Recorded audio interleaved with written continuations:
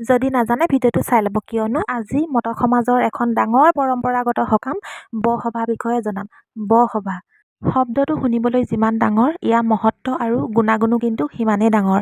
আমাৰ মটক সমাজত পৰম্পৰাগতভাৱে চলি অহা এখন সকাম।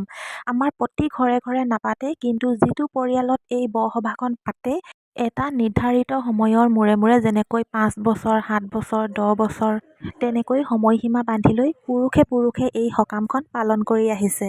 7খন দহাৰ সমান শক্তি আছে এখন বৰসভাত।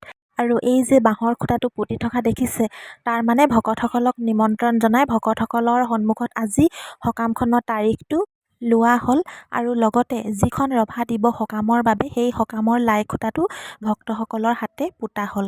আৰু আজিৰে পৰা সকামৰ ৰভাখনো দিব পাৰিব, আৰু যিটো তাৰিখ লোৱা হ'ল সেই তাৰিখত আলহীক নিমন্ত্ৰণো জনাব পাৰিব। সকলোৱে চাহ জলপান খালে আৰু বাকী নিয়মবোৰ দেখুৱাই যাবলৈ চেষ্টা কৰিম।